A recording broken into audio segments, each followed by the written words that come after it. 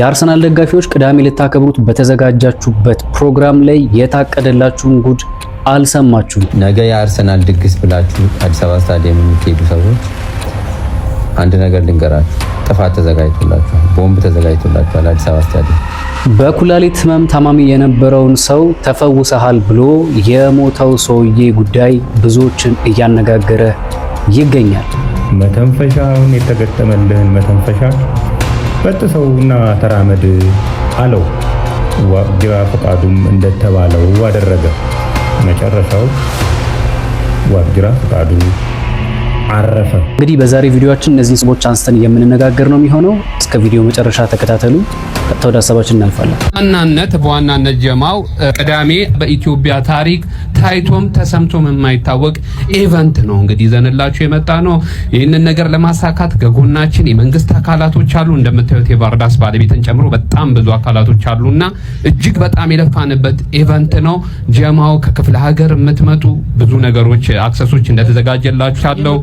ሁላችሁም እንድትገኙልን ነው ጥሪ ለማቅረብ መጣ ነውና ይሄ ነገር በአፍሪካ ደረጃ ሳይሆን በዓለም ደረጃ ማለት ነው እውቅና ተሰጥቶት በትልቅ ደረጃ እንዲታይ የምንፈልገው አይነት ኢቨንት ነውና እንዳትቀሩብን ነው ዋናው።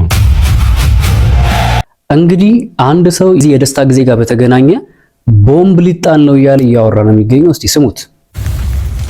ነገ የአርሰናል ድግስ ብላችሁ አዲስ አበባ ስታዲየም የምትሄዱ ሰዎች አንድ ነገር ልንገራችሁ።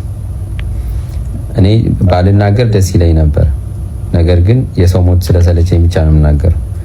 ጥፋት ተዘጋጅቶላችኋል፣ ቦምብ ተዘጋጅቶላችኋል። አዲስ አበባ ስታዲየም በፍተሻ ስለምትገቡ ቦምቡ ማይገባ መስሏችሁ እዛ ሄደ ድግስ የአርሰናል ድግስ እካፈላለሁ የምትል ከሆነ በነፍስ ፈርደ እንደምትገባ አውቅ። ምን አለ በለኝ ደግሞ። ያው ይሄን መረጃ ልንገራችሁ ብዬ ነው። ከፈለጋችሁ ገብታችሁ መንደር ትችላላችሁ። ነፍሴን እፈልጋለሁ ያሉም ደግሞ መቅረት ይችላል። እንግዲህ ሰምታችሁታል የተናገረውን ነገር። ነገ ወይ ደግሞ ቅዳሜ በሚኖረው የአርሰናል ደጋፊዎች የደስታ ጊዜ ላይ ቦምብ ተዘጋጅቷል ያለው ይሄ ወንድማችን እንግዲህ ስሙን እንደማያው ከሆነ ሀብተ ወልድ ይላል። ሀብተ ወልድ ወይ ደግሞ ሳሚ የሚል አካውንት ነው ያለውና እኔ መጀመሪያ የምጠይቀው ጥያቄ ቦምብ እንደተዘጋጀ አንተ በምን አወቅህ? እዛ ስፍራ ላይ ከየት አመጣህ ነው መረጃ የተናገርከው ያለው?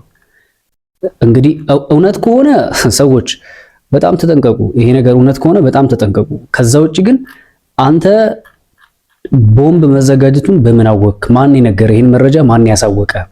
ቦምብ ሊጥሉ ያሰቡ ሰዎች ይሄ ነገር መቼም ሴንሲቲቭ እንደሆነ መቼም ያውቃሉ። ስለዚህ ይሄ መረጃ እንዴት ከነሱ ዘንድ አፈትልኮ ወጥቶ አንተ ጋር ደረሰ የሚለው ነገር የኔ ጥያቄ ነው የሚሆነው። ግን የተናገርከው ዞሮ ዞሮ እውነት ከሆነ ግን የአርሰናል ደጋፊዎች ነገ ቅዳሜ በምታደርጉት የደስታ ጊዜ ላይ ይሄ ነገር ይፈጠራል የሚል ወሬ እየተወራ ስለሆነ እባካችሁ በቻላችሁት አቅም ራሳችሁን ጠብቁ ለማለት እንፈልጋለን ማለት ነው። ከኩላሊት ህመም ተፈውሰሃል ተብሎ አንድ ሰው በቅርቡ እንደሞተ ሰምታችኋል። ምንድነው የተፈጠረው? እንስማው። ከኩላሊት ህመምህ ተፈውሰሃል፣ ስለዚህ የተገጠመልህን መተንፈሻ በጥስና ተራመድ አለው ነብይ መሰረት ታዬ። ዋቅጅራ ፈቃዱ የኩላሊት ህመምተኛ ነው። አሜሪካ ነው የሚኖረው። የአሜሪካ ዜግነትም አለው። ሐኪም ቤት ሄዶ ተመርምሮ የኩላሊት ህመምተኛ እንደሆነና የግድ ኦፕሬሽን መደረግ እንዳለበት ቀነቀጠሮ ተሰጥቶት መተንፈሻ ተገጥሞለት ይለያያሉ።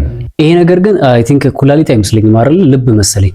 አሁን ታበርሲሳ ምናልባት ይችን ነገር በልብ ልጁ የልብ ህመምተኛ ነው መሰለኝ። እንደዛ ነው ነገሩ።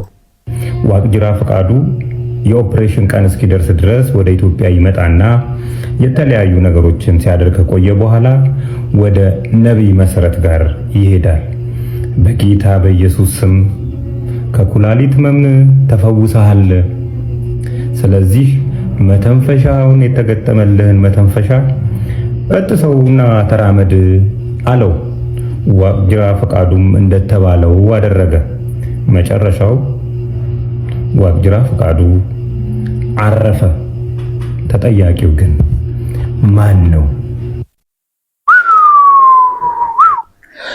እኔ እዚህ ላይ ምን ማለት እንዳለብኝ አላውቅም። በእርግጥ ግን አንድ ነገር መናገር የምችለው አንዳንዶች አሁን ስለ መሰረት ያው ነብይ መሰረት ተብሎ ነው ራሱ የሚጠራው ብዙ የምሰማቸው ነገሮች አሉ። የምሰማቸው ነገሮች በእርግጥ ፖዚቲቭ ነገሮች ነው የምሰማው ብዙ ጊዜና አንዳንድ ጊዜ እንደዚህ ነገሮች የመፈጠር እድላቸው እንግዲህ ሊኖር ይችላል፣ አይኖርም ማለት አንችልም። ነገር ግን ማስተላለፍ የምንፈልገው በሃይማኖት ስም የሚያጭበረብሩ አንዳንድ ሰዎች አሉ። በነገራችን ላይ ሁሉም ነገር እውነት ነው ማለት አይደለም። የሚያጭበረብሩ ሰዎች ስላሉ ፕሊዝ ባካችሁ የምትገለገሉ ሰዎች የዛን ሰው ማንነት በደንብ አድርጋችሁ ጠንቅቃችሁ ብታውቁ ጥሩ ነው። እኔ ስለ መሰረት ሐሰተኛ ነው ወይ ደግሞ ምናምን ነው እያልኩኝ ሳይሆን ግን በቃ አለ አንዳንድ ጉዳዮች እንደው ለፈጣሪ ብንተዋቸው ጥሩ ነው ብዬ አስባለሁ።